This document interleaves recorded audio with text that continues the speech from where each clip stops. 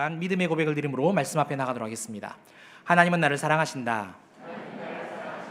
하나님은 내 인생에 크고 비밀한 계획 가지고 계신다. 하나님은 오늘도 나와 동행하셔서 그 계획 이루어 주신다. 아멘. 그렇게 될 줄 믿습니다. 아멘.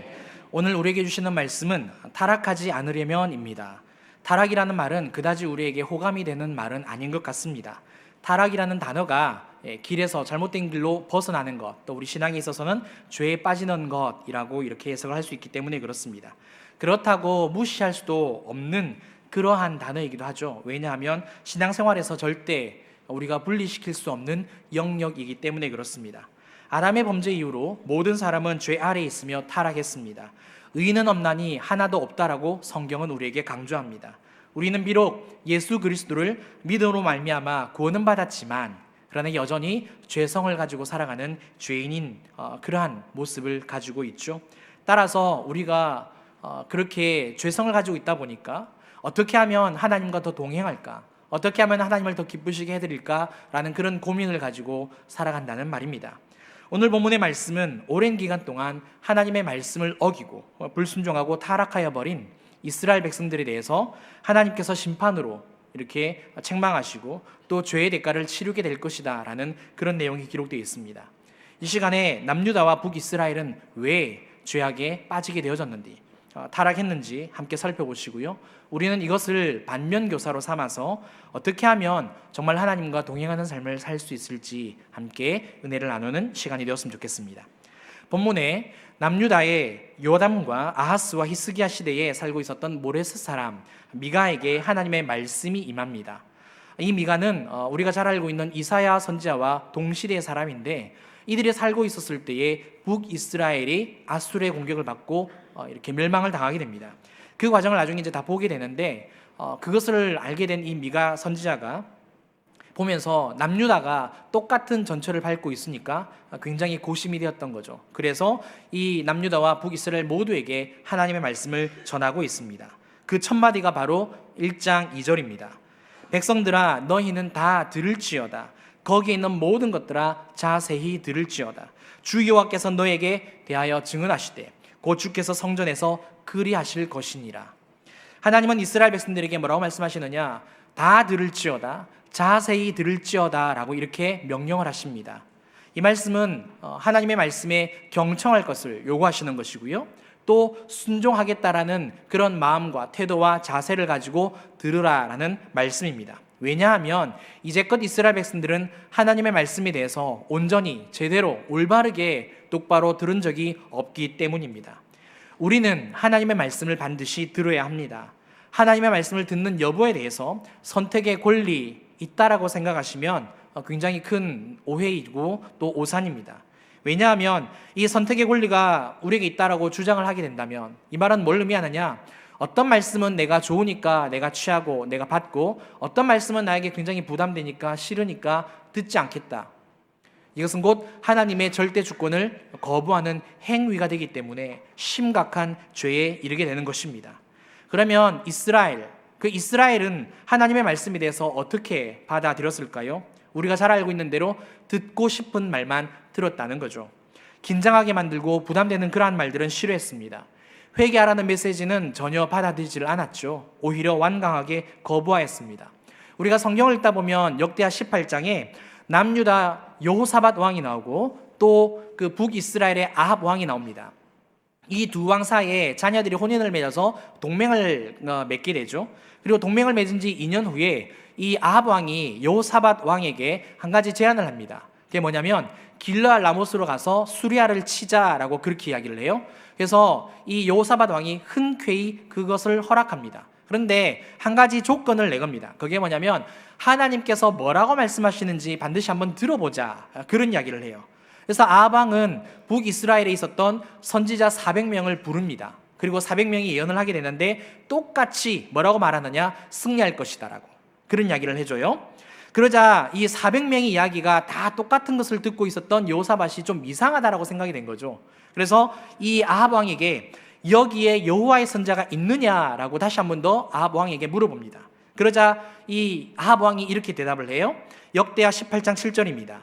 이스라엘 왕이 여호사밧에게 이르되 아직도 이물라의 아들 미가야 한 사람이 있으니 그로 말미암아 여호와께 물을 수 있으나 그는 내게 대하여 좋은 일로는 예언하지 아니하고 항상 나쁜 일로만 예언하기로 내가 그를 미워하나이다 하더라. 여호사밧이 이르되 왕은 그런 말씀을 마소서 하니. 여기서 보시면 이 미가야 선자는 지금 이 성경을 기록한 미가와 다른 사람입니다. 아합은 미가야 선자가 자신에 대해서 나쁜 말만, 나쁜 일로만 예언하는 것을 이미 수차례 경험을 했다는 거죠. 그래서 지금 밉다라고 그렇게 이야기를 하고 있습니다. 그럼에도 불구하고 결국에는 이 미가야 선자를 불러옵니다. 불러오는데 이 미가야를 부르러 간 그 사자가, 그 신하가 이런 이야기를 해줘요. 앞에 선지자들이 좋은 말을 했으니까 당신도 반드시 좋은 말 좀 해달라고 그런 부탁을 내리는 것을 우리가 알게 됩니다. 결국 이 미가야 선자가 두 왕들 앞에 섰습니다. 그리고 예언을 하기 시작하였는데 처음에 400명의 선자가 예언을 했던 것처럼 똑같이 좋은 말을 합니다. 그러자 뜬금없이 이 아합 왕이 갑작스럽게 여호와의 이름으로 진실한 것을 말하라고 그렇게 명령을 합니다. 그러자 결국에는 미가야 선자가 아합 왕은 죽임을 당할 것이고 백성들은 집으로 평안히 돌아갈 것이다 라는 굉장히 무서운 예언을 하게 됩니다. 그러자 아합 왕이 다시 이렇게 말해요. 역대하 18장 17절입니다. 이스라엘 왕이 여호사밧에게 이르되 저 사람이 내게 대하여 좋은 일로 예언하지 아니하고 나쁜 일로만 예언할 것이라고 당신에게 말씀하지 아니하였나이까 하더라. 사랑하는 성도 여러분, 북이스라엘 왕 아합, 우리가 다 나쁜 왕이라는 거 다 알고 있습니다. 그러니까 나쁜 왕이니까, 나쁜 사람이니까 자기가 듣고 싶은 말만 골라서 듣는다? 그렇게 생각하시면 큰 오산입니다. 사람은 누구나 자기가 듣고 싶은 말만 들으려고 한다는 거죠. 예를 들어서 혹시 우리 주위에 옆에 사람들이, 친한 사람들이 정말 자존심 상하는 말을 한다면 좋아하시는 분 계십니까? 부부가 이렇게 한평생을 살아가는데 만약에 좋은 말만 해주는 게 아니고 매일매일 바가지만 팍팍 긁는다라면 좋으시겠습니까? 좋으신 것 같아요. 아무도 반응을 안 하시네요. 또 뿐만 아니라 정말 기분 상하는 말을 들으면 어떻습니까? 우리도 감정이 욱하죠. 그렇게 맞대응을 합니다. 그러나 하나님의 말씀에 대해서는 어떻게 해야 되느냐? 반드시 그 말씀은 들어야 한다는 거죠. 내가 그것을 가리고 말고 하는 그런 부분이 없다라는 겁니다. 왜 그러느냐? 하나님의 주권을, 하나님의 절대 주권을 거부하는 심각한 죄의 행위가 되기 때문에 그렇습니다. 그렇다면 이스라엘은 왜 듣고 싶은 말만 들으려고 했을까요? 이유는 간단합니다. 그들의 마음이 부패했기 때문입니다. 이스라엘이 타락한 이유가 바로 여기에 있습니다. 그들의 마음이 악하고 더러웠기 때문에 하나님의 의도와는 상관없이 자신이 듣고 싶은 말만 들었다는 거죠. 원래 무엇이든지 밑바닥이 가장 더럽죠. 그래서 우리가 이렇게 바다나 강을 보면 맨 밑에 뭐가 가라앉습니까? 쓰레기나 폐기물들이 가라앉죠. 집도 우리가 청소를 하다 보면 바닥이나 이렇게 가장 낮은 곳에 먼지가 있는 것을 볼 수 있습니다. 사람의 밑바닥은 마음입니다. 근데 이 마음에 대해서 그러면 성경은 뭐라 말하느냐? 예레미야 17장 9절입니다. 만물보다 거짓되고 심히 부패한 것은 마음이라. 누가 능히 이를 알리오마는. 만물보다 거짓되고 심히 부패한 것이 우리의 마음이라고 성경은 가르쳐 줍니다. 돈을 사랑하지 말라고 하는데도 우리는 돈을 사랑하죠. 남을 판단하거나 비방하지 말라고 하는데도 불구하고 우리는 상대방을 비난합니다. 항상 기뻐하고 범사에 감사하라고 이야기하지만 우리는 항상 하는 것이 아니라 내가 기분이 좋을 때만, 그 환경이 좋을 때만 감사하죠. 또 기뻐하는 것을 볼 수 있습니다. 뿐만 아니라 환경이 나빠지면 가지고 있는 모든 성질은 다 끄집어내죠. 불평하고요, 불만하고요, 때로는 낙심하고 좌절하는 그러한 우리의 모습을 보게 됩니다. 간음하지 말라고 하는데 밤마다 이상한 사이트를 들어가죠. 이웃을 사랑하라고 말하는데 자기 자신을 더 사랑하고요, 게으르지 말라라고 말씀하시는데 더 나태해지는 우리의 모습을 보게 됩니다. 우리는 하나님께서 말씀하시는 가운데 하라는 것은 안 하고 하지 말라라고 하는 것에 오히려 더 많은 관심을 가지는 그런 청개구리 같은 모습이 있다는 거죠. 사랑하는 성도 여러분, 한번 돌아보셨으면 좋겠습니다. 아합이 분명 그랬습니다. 듣고 싶은 말만 들었다는 거죠. 우리도 우리 마음 가운데 아합이 있는 거죠. 항상 그 아합으로 살아갈 때가 얼마나 많이 있습니까? 그렇다면 우리의 마음이 이렇게 부패하였다라면 과연 어떻게 해야 하나님을 기쁘시게 해드리고 죄악 가운데 살지 않고 하나님과 동행하는 그러한 인생을 살 수 있을까요? 그것은 바로 끊임없이 우리 마음의 밭을 기경해야 합니다. 열매를 맺는 마음의 밭은 좋은 땅밖에 없습니다. 우리가 사복음서를 통해서 알고 있지 않습니까? 길가나 흙이 얕은 땅이나 가시떨기 땅 같은 그런 마음은 부패하고 타락한 마음이라는 거죠. 이런 마음을 가지고 있으면 아무리 하나님의 말씀이 들려줘도, 아무리 하나님의 말씀이 선포돼도, 우리가 아무리 시간을 내어서 성경을 읽는다 할지라도 그 하나님의 말씀 가운데서 내가 좋아하고 내가 듣고 싶은 말만 듣게 된다라는 겁니다. 왜 그러느냐? 우리 안에 죄성이 있어서 그렇습니다. 죄가 있기 때문에, 죄성으로 타락하였기 때문에 내가 원하는 말만 듣는다라는 거죠. 따라서 더 타락으로 빠지지 않도록 자꾸만 우리의 마음을 확인해야 하는 것을 우리가 알 수 있습니다. 그러면 한 가지 여쭤보겠습니다. 좋은 땅이 분명히 심겨져야 되는데, 그러면 그 좋은 땅은 무엇을 말하는 걸까요? 한번 생각해 보세요. 그 씨앗이 뿌려질 때의 씨앗이 무엇입니까? 말씀이죠. 근데 누구의 말씀인가요? 하나님의 말씀이죠. 자, 우리의 마음은 누구의 마음입니까? 내 마음입니다. 우리 육체 안의 마음은 내 마음이요, 자기 마음이요, 사람의 마음입니다. 사람의 마음은 아까 성경이 뭐라고 이야기했습니까? 죄성 가운데서 심히 부패하고 타락했다라고 이야기합니다. 길가나 또 그리고 흙이 얕은 땅이나 가시덤불 땅은 사람의 마음인지라 타락했죠. 하나님의 말씀이 아무리 심겨져도 자랄 수 없다는 이야기입니다. 뿌리를 내릴 수 있다 할지라도. 그러나 열매 맺지 못한다라는 거죠. 그런데 하나님의 말씀이 하나님의 마음에 뿌려진다라고 한번 생각해 보십시오. 하나님의 말씀이 하나님의 마음에, 하나님의 마음은 거룩한 마음이요, 순결한 마음이요, 깨끗한 마음이죠. 그러면 이 마음밭에 떨어질 때에 하나님의 그 말씀의 씨앗은 반드시 뿌리를 내릴 거고요, 자랄 거고요, 열매를 맺을 것입니다. 우리의 마음의 밭을 기경해야 한다는 것은 뭘 의미하느냐?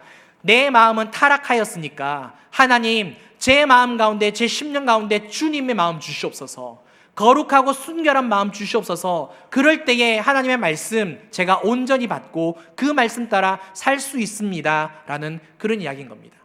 우리가 일상의 삶을 살다 보면은 상대방에게 이런 이야기 할 때가 있죠. 아우, 집사님 덕분입니다. 권사님 덕분입니다. 목사님이 기도해 주셔서 이렇게 되었습니다.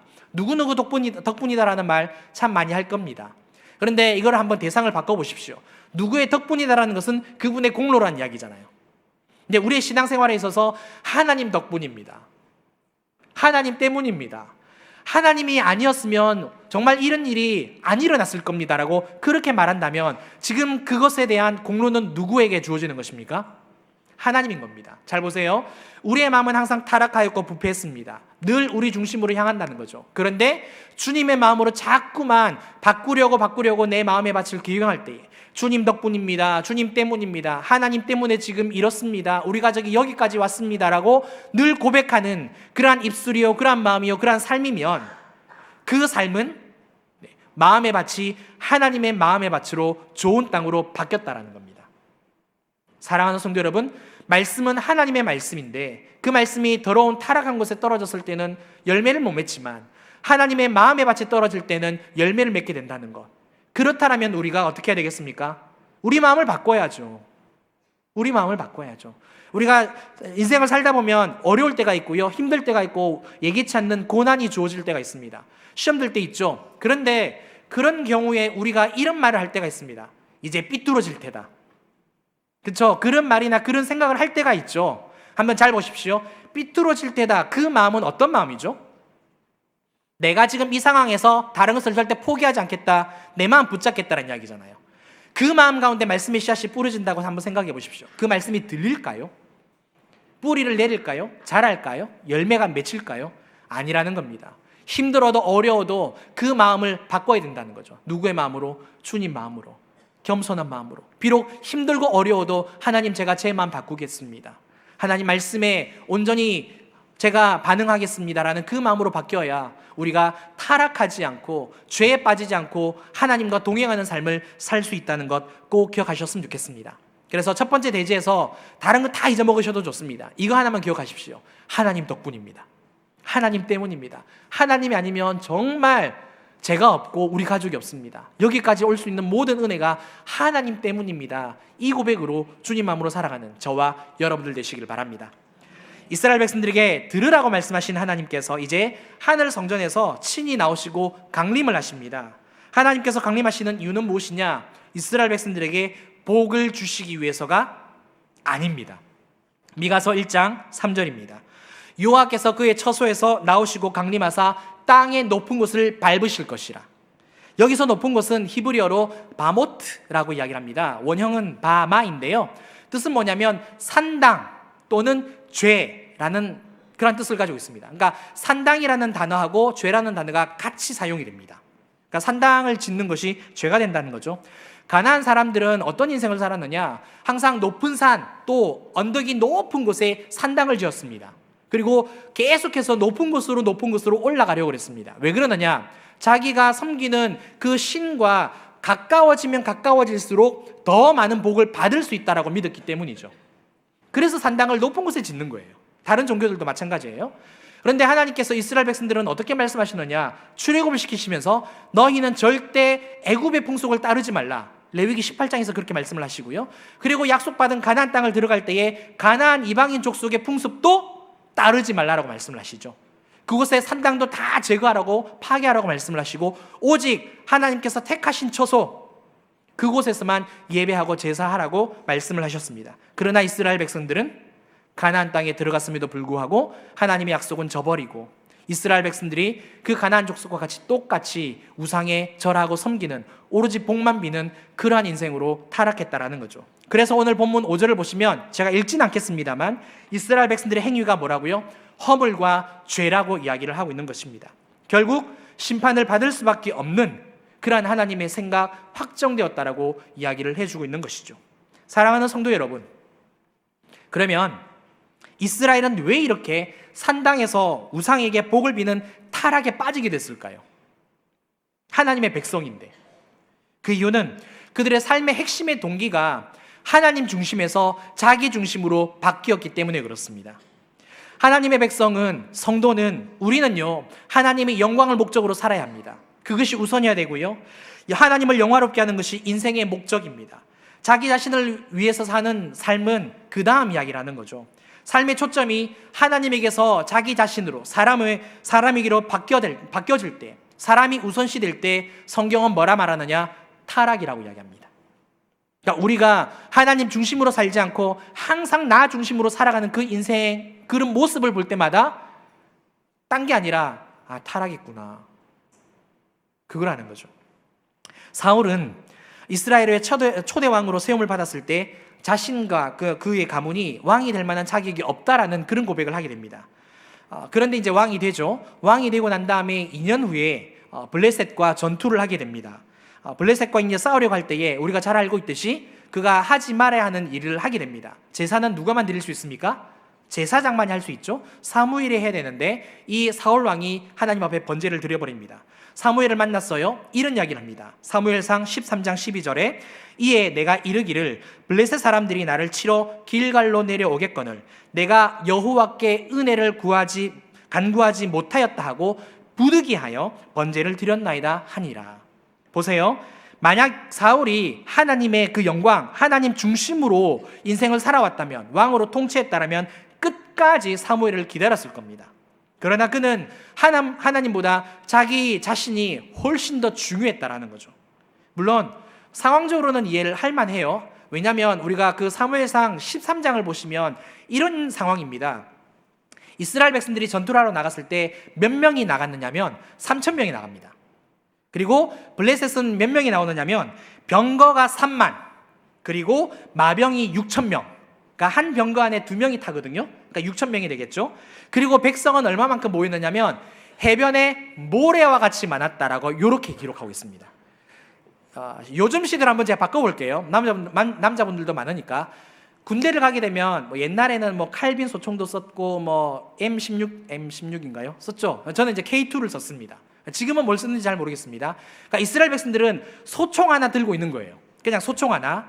그다음에 이 블레셋은 병거니까 지금으로 말하면 한 집차 정도 될 것 같습니다. 집차에다가 그 M60 기관총 있죠. 그거를 하나 달아놨다고 생각하시면 돼요. 가면서 다다다다다다 막 쏠 수 있는 그런 거. 한번 생각해 보세요. 소총 한 명 들고 있는 이 인원과 집차 20대가 서로 맞닥뜨리면 1시간도 안 되어서 다 끝나지 않겠습니까? 한번 여쭤보죠. 20대 1 싸움입니다. 집차와 사람. 20대 1 다 싸워보셨나 봅니다. 그 20대 1쯤이야 껌값이지. 왕년에 30명도 넘겨봤는데. 자, 이스라엘 백성들의 싸움이 이랬다는 거예요. 정말 말도 안 되는 그러한 형편에 처했다는 겁니다. 그러니까 이스라엘 백성들이 숨어서 두려웠다라고 이야기를 하고 있고요. 사무엘조차 약속한 날짜에 오지 않자 이스라엘 백성들이 두려워서 흩어졌다라고 성경이 말합니다. 한번 생각해 보시죠. 사울, 진퇴양난이죠. 본인이 왕입니다. 3,000명인데 앞에는 어마어마합니다. 왕이지만 사람이잖아요. 얼마나 다급했을까요? 얼마나 두려웠을까요? 얼마나 무서웠을까요? 왕이지만 왕이기 이전에 자기도 사람인데, 근데 왕이니까 도망도 못 가고, 그렇죠. 그래서 부득불 정말 은혜를 위해서 자기가 제사를 했다는 겁니다. 근데 한번 생각해 보십시오.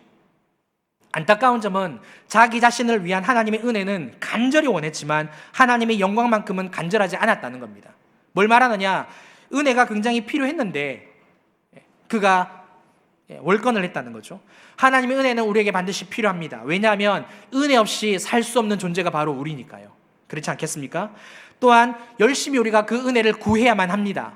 히브리서에서도 이야기를 하고 있듯이 때를 따라 돕는 은혜를 얻기 위하여 은혜 보좌 앞에 담대히 나갈 것이냐라고 우리에게 명령하고 있잖아요. 하나님의 은혜 열심히 구해야 되고요. 뿐만 아니라 하나님의 은혜는 우리에게 순종할 능력도 허락하여 줍니다. 왜 그러냐면 우리가 은혜를 받으면 감격하잖아요. 감사하지 않습니까? 그러면은 하나님께 더 나아가고 싶죠. 하나님을 더 따르고 싶죠. 그런 은혜가 우리에게 분명히 있다는 겁니다. 그런데 문제는 우리가 자기 자신을 위한 은혜는 구하나 순종하려 하지 않고 또 자기 자신에게 필요한 은혜에 정말 절박하고 그것을 받는 것에 대해서는 굉장히 간절하지만 하나님께 영광을 목적으로 삼는 일에 무관심하다라면 우리도 사울처럼 똑같은 범죄를 저지르고 있다는 이야기입니다. 만약 우리가 하나님의 영광은 배제한 채 은혜만 구하고 있다라면 우리는 하나님을 그분 그 모습 그대로 사랑하지 않는다라는 이야기입니다. 우리 사랑하는 성도님들은 다 아마 보험 다 들어놓으셨죠? 보험이라는 게 뭐죠? 앞으로 살아가는 인생 가운데서 어떤 일이 일어날지 모르니까 금전적으로 준비하는 게 보험이죠. 한번 잘 생각해 보십시오. 만약에 이 보험은 어떤 용도입니까? 나를 위한 용도죠. 마찬가지예요. 이스라엘 백성들이 하나님을 대할 때, 사울이 하나님을 대할 때 그랬다는 겁니다. 하나님이 목적이 되고 하나님 중심으로 하나님의 영광만을 추구하는 그런 인생으로 하나님을 사랑하고 대했어야 되는 건데 하나님은 그냥 나에게 은혜만 베풀어 주시는 수단에 불과하다는 거죠. 그 수단이 보험이죠. 그 이스라엘에게 하나님은 보험이었습니다. 보험 자체가 나쁘다는 건 아니에요. 만약 우리가 은혜를 받지 못했다라는 생각을 하게 되면 또 어떤 일이 벌어질까요? 그러면 은혜와 복을 주는 그 대상에게로 아마 우리의 마음이 쏠릴 겁니다. 요동칠 겁니다. 그 유혹 앞에서 참지 못할 겁니다. 이스라엘 백성들이 그랬다는 이야기죠. 사랑하는 성도 여러분, 한 가지 여쭤보고 싶습니다. 우리는 과연 어디에 더 절박한가? 우리는 과연 어디에 더 간절한가요? 정말 하나님께서 부어주시는 그 복과 은혜에만 간절하신지요? 아니면 하나님께 영광을 올려드리는 그 삶에 더 많은 관심을 가지고 계시는지요? 우리가 구해야 할 것은 굉장히 많습니다. 은혜를 구해야만 합니다. 하지만 은혜와 복만, 자기 중심으로 말미암아 은혜와 복만 구한다면 그것은 하나님 앞에서 안 된다라는 거죠. 자기 중심이 아니라 하나님 중심으로 하나님의 영광만을 구하는 그런 인생이 되어야 타락하지 않는 인생이라고 성경이 우리에게 가르쳐주는 겁니다. 한 번만 더 여쭤보겠습니다. 그러면 하나님의 영광이 목적이 되는 삶은 뭘 말하는 걸까요? 하나님의 영광이 목적이 되는 삶은 굉장히 지금 막연하잖아요. 굉장히 추상적이거든요. 그러면 어떻게 사는 것이 하나님께 영광을 올려드리는 삶일까요? 간단합니다.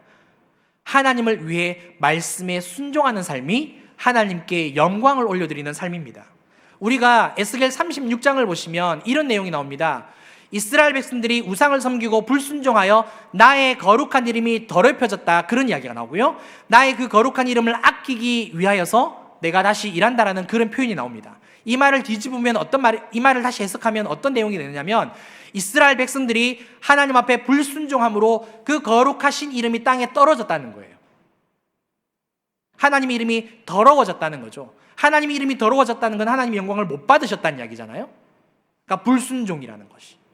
반대로 하나님의 말씀에 우리가 순종을 하게 되어지면 하나님의 거룩하신 이름이 거룩히 여김을 받게 되고요, 하나님의 이름이 높아지고요, 하나님께 영광이 된다라는 것을 에스겔 36장을 통해서 우리가 알 수 있게 됩니다. 사랑하는 성도 여러분, 따라서 우리는 어떤 삶에 더 집중하며 살아야 되느냐? 하나님의 말씀에 순종하는 삶을 살아야 된다는 겁니다. 우리 가운데서도 분명히 사울과 같은 형편이 있을 겁니다. 지금 자신의 목숨이 간당간당하는, 가족의 모든 경제적인 형편이 어려워서 오늘 이 하루 어떻게 살아갈까 굉장히 힘들어하는 분 계실 겁니다. 건강 때문에, 질병 때문에 사람들의 관계 속에서 굉장히 고난 가운데 어려워하는 분들 있을 겁니다. 오늘 이 하루 어떻게 버텨야 될지 정말 눈물 없이 살아갈 수 없는 그런 인생이 있을 겁니다. 그런데 사랑하는 성도 여러분, 한번 고민해 보십시오. 그렇다고 해서 하나님의 은혜가 정말 간절하고 하나님의 은혜가 정말 필요하다고 해서 은혜만 구하시겠습니까? 그게 사울입니다. 철저하게 하나님의 말씀은 지켜내고 하나님의 은혜를 구하는 그 인생이 되어야 하나님께 영광이 되고 은혜는 은혜로 받는다는 거죠. 우리나라가 굉장히 요즘에 힘듭니다. 그렇죠? 미국과 러시아, 중국, 그리고 일본과 굉장히 지금 힘싸움을 하고 있습니다. 안 믿는 사람들은 뭐 할 말은 없습니다만 믿는 우리에게 반드시 해야 될 게 있습니다. 한번 생각해 보세요. 지금 이스라엘과 사울의 입장이 우리나라 아닌가요? 똑같죠. 한 치 앞을 내다볼 수 없잖아요. 물론 지소미아도 폐기하고 뭐 그렇게 한다고 하지만 그 세상의 그 세계의 열강들 앞에서 지금 위태위태한 길을 걸어가고 있습니다. 그렇다면 오로지 하나님, 우리나라가 잘 되기 위해서 복만 주십시오, 그렇게 기도하시겠습니까? 그러면 사울이라니까요. 이스라엘이라니까요. 어떻게 해야 된다고요? 우리 믿는 성도가 하나님, 저는 연약하지만 제가 말씀 앞에 먼저 순종하겠습니다. 제게 주어진 삶 속에서 말씀의 순종함으로 하나님 앞에 충성되이 나가겠습니다. 그 영광을 받아주시고 우리나라 붙들어 주시옵소서. 그럴 때에 우리 하나님께서 우리나라 붙들어 주실 줄 믿습니다. 하나님 중심으로 살아가는 인생, 그 인생이 하나님께 영광이 되고 기쁨이 된다는 것 꼭 기억하시기를 바랍니다. 마지막으로 하나님은 이제 타락한 북이스라엘이 어떻게 죄의 대가를 치르게 될는지에 대해서 말씀을 하십니다. 미가서 1장 6절 7절입니다. 이러므로 내가 사마리아를 들의 무더기 같게 하고 포도심을 동산 같게 하며 또 그 돌들을 골짜기에 쏟아내리고 그 기초를 드러내며 그 새긴 우상들은 다 부서지고 그 음행의 값은 다 불살라지며 내가 그 목상들을 다 깨트리리니 그가 기생의 값으로 모았은즉 그것이 기생의 값으로 돌아가리라. 하나님은 북이스라엘을 폐허더미가 되게 하시겠다고 말씀하시고 또 사람이 살지 못하는 평평한 포도를 심는 그런 동산으로 만들겠다고 말씀하십니다. 뿐만 아니라 새긴 우상들과 모든 목상들을 전부 부수고 깨뜨리시겠다, 이렇게 말씀하시죠. 7절에 보니까 굉장히 독특한 표현이 나오는데요. 기생의 값으로 모았은즉 그것이 기생의 값으로 돌아가리라, 이런 내용이 나옵니다. 이게 뭘 말하느냐면 앞에 나오는 기생의 값은 음행의 값을 말합니다. 하나님 앞에 음행한 것을 말하는 거고, 뒤에 나오는 기생의 값은 그 나훔 3장 4절에 의하면 아수르를 기생 음녀에 비유를 합니다. 그러니까 아수르에게 제물이 된다, 아수르에게 바쳐지는 예물이 된다, 그런 뜻이에요. 아마 정리를 해보면 이런 이야기예요. 북이스라엘이 하나님을 사랑하지 않고 우상 숭배만 하고 복만 구하는 그런 나라가 되다 보니까 하나님께서 아수르를 통하여서 멸망시키시고 아수르에게 포로로 끌려가게 하신다는 거죠. 그러니까 우상 숭배한 것이 기생의 값이 되는 거고요. 첫 번째 값이 되는 거고, 두 번째 기생의 값, 아수르에게 포로로 끌려가는 신세가 된다는 거죠. 이게 죄의 대가입니다. 북이스라엘이 치룰. 한번 생각해 보시죠. 그러면 과연 성경에 기록되어 있는 북이스라엘만 이런 죄의 대가를 치룰까요? 그럼 우리는 하나님 앞에서 타락하지 않았나요? 우리는 하나님 앞에서 하나님도 섬기지만 이스라엘 백성들처럼 똑같이 하나님도 섬기고 세상도 섬기는 우리의 모습이 없던가요? 중요한 것은 그럴 때에 하나님의 진노가 지금 내 앞에 있다는 겁니다. 우리가 세상에 너무 심취해서 살다 보니까 그게 안 느껴질 뿐이죠. 모를 뿐입니다. 하나님의 진노가, 하나님의 칼이 내 위에, 내 앞에 있는데 우리가 우둔하여서 어리석어서 못 본다는 거죠. 이스라엘과 우리가 뭐가 다르겠습니까? 그렇다면 북이스라엘은 왜 이렇게 음행하는 타락에 빠졌을까요? 그것은 바로 탐심이 가득하였기 때문입니다. 우리가 북이스라엘을 보시면 총 19명의 왕이 세워집니다. 남유다는 20명의 왕이 세워지는데 북이스라엘은 19명이 세워져요. 우리가 열왕기나 역대기를 읽어보시면 아시겠지만 19명의 왕 중에서 하나님을 올바르게 섬기는 왕은 몇 명일까요? 죄송하지만 한 명도 없었습니다. 그 19명의 모든 왕들이 앞장서서 탐심에 빠져버렸습니다. 우상을 섬겼고요, 바알과 아세라를 섬겼으며 심지어 다른 나라에 있는 우상까지 끄집어와가지고 백성들 보고 섬기라고 선동을 한 사람이 바로 왕들입니다. 오히려 그런 타락, 그런 탐심으로 정말 치닫는 모습을 솔선수범했던 거죠. 그래서 탐심에 빠져 있었는데 성경이 이 탐심에 대해서 어떻게 말하느냐, 이렇게 이야기합니다. 골로새서 3장 5절 6절입니다. 그러므로 땅에 있는 지체를 죽이라. 곧 음란과 부정과 사욕과 악한 정욕과 탐심이니 탐심은 우상 숭배니라. 이것들로 말미암아 하나님의 진노가 임하느니라. 이스라엘이나 우리나 똑같다는 거죠. 탐심에 빠져 있는 우리의 모습은 하나님의 진노 앞에 있다는 겁니다. 북이스라엘은 탐심에 빠져서 하나님을 거역했고 하나님 대신에 세상을 사랑했고 세상에 집착했습니다. 탐심 때문에 하나님을 배반했고요, 탐심으로 음행했고 그 음행의 값으로 심판을 받을 수밖에 없었습니다. 우리 한번 돌아보시죠. 우리는 과연 얼마나 하나님 편에 서 있으신지요, 아니면 정말 탐심으로 삶을 살아가고 있는지요. 금전적으로 우리가 부족할 때나 여유가 있을 때나 우리 생각은 무조건 더 있어야 된다, 그렇게 생각하시죠? 이게 틀린 건 아닙니다. 왜냐하면 우리의 삶에 돈은 있어야 되니까요. 그런데 이 돈에 매이게 되면, 하나님은 내팽개쳐버리고 돈에 매이게 되면 그때 그것이 탐심이 되는 거죠. 또한 술, 담배, 음란 우리가 끊지 못합니다. 말씀을 읽고 묵상하며 또 기도하기는 하는데 그 시간이 점차 짧아지고 오히려 TV나 인터넷이나 게임이나 핸드폰 앞에서 소비하는 시간이 훨씬 더 많아지게 되면 그것도 한번 생각해 보아야 할 일입니다. 저도 이 설교 준비하면서 참 찔린 게 하나 있었습니다. 왜냐하면 저도 핸드폰을 손에서 내려놓질 못하거든요. 무절제한 생활 습관과 함께 세상의 것들을 즐기고 누리는데 만족을 모르는 것이 우리의 인생입니다. 교회에서도 한번 이야기를 해보죠. 우리 교회는 아니겠습니다만 다른 교회에서도 종종 이런 일이 있더랍니다. 목회자가 이제 목사님들과 이렇게 성도님들 사이에서 좀 인기도 있고 싶고 좀 평판도 좋게 듣고 싶은 그런 마음들이 분명히 생기잖아요. 그러다 보니까 어려운 말, 정말 힘든 말, 정말 상하는 말, 그런 말은 하지 않고 오히려 좋은 말만 해주는 그런 목회자들이 분명히 있다는 겁니다. 그들의 마음이 그곳에 빠져 있을 때 이게 탐심이 되겠죠. 성도들도 마찬가지입니다.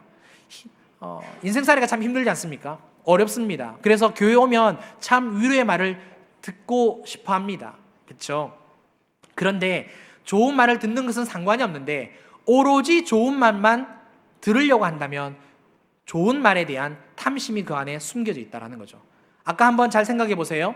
아합 왕이 그 미가야 선자를 데리고 오려고 사자를 보내잖아요. 이 사자가 뭐라고 이야기했다고요? 앞에 선자들이 좋은 말을 했으니까 당신도 똑같이 해달라고.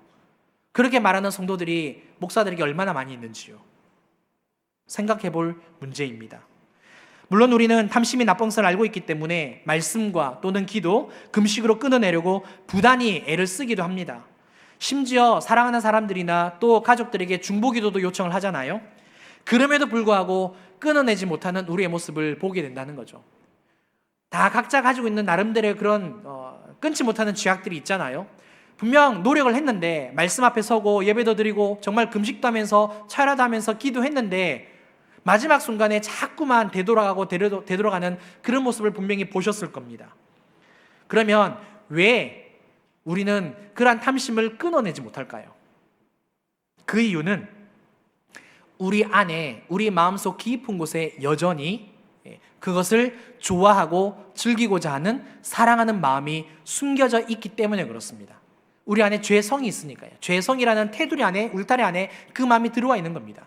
그러니까 우리가 아무리 말씀을 읽고 예배를 드리고 기도하면서 끊어내려고 하는데 남들에게 기도 요청하는 그런 의도는 있는데 의도와는 달리 내 마음속 깊은 곳에서는 여전히 그것을 끊고 싶지 않은 그런 마음이 있다라는 거죠. 그 욕심을 포기하지 못하는 겁니다. 의도는 좋다니까요. 왜 다 교회를 다니며 사랑하는 하나님을 사랑하는 백성이니까, 성도니까 의도는 다 있다니까요. 착하게 살고 싶은 그 마음은 있다니까요. 그런데 그 마지막 딱 그 현장에서, 그 순간에서 끊고 싶지 않은, 여전히 나 혼자 몰래 은밀히 즐기고 싶은 그 마음이 살아있다는 겁니다. 이렇게도 표현을 할 수 있을 것 같습니다. 우리가 예수님과 함께 정욕과 욕심을 십자가에 못 박았는데 그 정욕과 욕심을 다시 빼내어서 즐기고 있다는 거죠. 뭘 말하느냐면, 우리가 예수 그리스도를 믿었을 때, 구원을 받았을 때, 또는 우리가 세례를 받았을 때 뭐라고 이야기합니까? 죄에 대해서 죽고 의에 대해서, 하나님에 대해서 다시 살아났다 이야기하잖아요. 이 말은 뭘 말하느냐? 내가 가지고 있었던 모든 정욕과 탐심과 그 악한 것들을 다 십자가에 못 박았는데 지금 내가 탐심에 빠져 있다는 것은 그것을 다시 빼내가지고 지금 누리고 있다는 거죠. 한번 생각해 보세요. 십자가에 달려 계신 그 예수님께서 우리가 다 빼내가지고 즐기고 있다라면 그 모습을, 그 십자가에서 바라보시는 그 예수님, 과연 우리에게 어떤 생각, 어떤 마음을 가지실까요? 사랑하는 성도 여러분, 그러면 어떻게 해야 정말 이 탐심으로 타락하지 않을 수 있겠습니까? 성경 이 구절이 우리에게 해답을 줍니다. 신명기 6장 5절입니다. 너는 마음을 다하고 뜻을 다하고 힘을 다하여 내 하나님 여호와를 사랑하라. 성경은 이렇게 이야기합니다. 두 길밖에 없다고요. 의인의 길, 악인의 길, 좁은 길, 넓은 길, 그리고 하나님, 세상. 우리 안에 죄성이 있기 때문에 아무리 죄악과 아둥바둥 싸워봤자 절대 이길 수 없다라는 사실이죠. 그래서 성경에서 말하는 게 뭐냐? 방향을 바꾸라고요. 방향을 바꾸라고. 어떻게? 탐심이 아니라, 세상이 아니라 하나님으로. 그런데 하나님으로 그냥 단순히 방향만 바꿀 것이 아니라 하나님에 대해서 마음을 다하고 뜻을 다하고 힘을 다하여 하나님을 사랑하라고 우리에게 강조하고 있습니다. 사랑하는 성도 여러분, 하나님은 우리의 마음에 두 마음을 허락하지 않으십니다. 하나님과 재물을 겸하여 섬길 수 없다라고 우리에게 가르쳐주고 있습니다. 따라서 세상을 사랑하며 내 욕심을 채우려고 했던 그 이기적인 마음이 다 탐심이었다면 지금 내가 타락해 있다는 거죠. 하나님이 우리에게 원하시는 건 무엇이냐? 그 탐심에서 벗어나려면 나를 사랑하는 것밖에, 사랑하되 마음과 뜻과 힘을 다하여 사랑하는 그 방향을 전하는 것밖에 없다라고 우리에게 가르쳐 주고 있습니다. 사랑하는 성도 여러분, 악한 마음, 세상의 마음이 아니라 하나님을 사랑하는 마음으로 승리하는 저와 여러분들 되시기를 바랍니다. 말씀을 맺겠습니다. 하나님의 백성인 성도가 예수님으로 구원받았다고 해서 절대 타락하지 않는다라는 법은 없습니다. 얼마든지 우리는 타락할 수 있고요, 지금도 타락한 상태로 살아가고 있습니다. 우리가 쉽게 타락하는 이유를 세 가지로 살펴보았는데, 첫 번째는 우리의 마음이 악하고 더럽기 때문이죠. 그래서 날마다 끊임없이 우리의 마음의 밭을 기경해야 합니다. 아까 한 가지 꼭 기억해달라 그랬습니다. 하나님 덕분이라고, 하나님 때문이라고. 주님의 마음으로 바뀌어야 말씀이 하나님의 말씀이니까 잘할 수 있더라고요. 두 번째는 하나님 중심에서 나 중심으로 바뀌었을 때 타락하게 된다는 것. 사울이 하나님 중심이 아니었기 때문에 타락할 수밖에 없었습니다. 우리도 마찬가지지 않겠습니까? 은혜만 복만 구하는 사람이 아니라 어떻게 하면 내가 하나님의 말씀에 순종할까? 이 하나님 중심으로 살아가는 인생 되셨으면 좋겠고요. 마지막으로 탐심이 하나님께 음행하게 합니다. 따라서 탐심에 전혀 관심을 가지지 마시고 그냥 하나님께만 방향을 바꾸시면 됩니다. 방향을 바꾸되 하나님을 마음을 다하고 뜻을 다하고 힘을 다하여 사랑하는 그 삶을 살아갈 때에 우리는 하나님과 동행하는 삶을 살게 된다는 것 꼭 기억하시고, 하나님과 정말 기뻐하시며 동행하는 귀한 인생 되시기를 주님 이름으로 축원합니다. 함께 이 시간 찬송 드리시면서 기도하는 시간 되었으면 좋겠습니다. 새롭게 하소서라는 찬양입니다. 새롭게 하소서 주님, 상한 나의 마음을 새롭게 하소서 주님, 주님 마음 주소서. 내 안에 있는 모든 것들 간절히 주님만 원합니다. 이 찬양으로 우리 고백하시면서 나가도록 하겠습니다.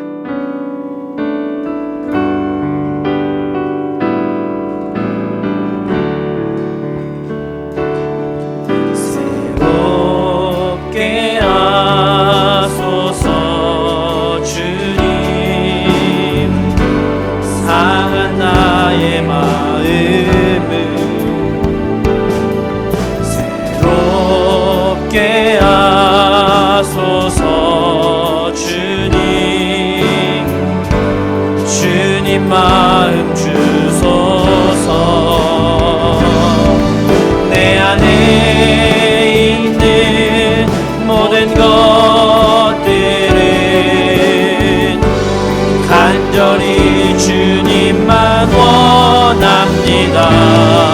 주님만 바라는 간절한 나의 마음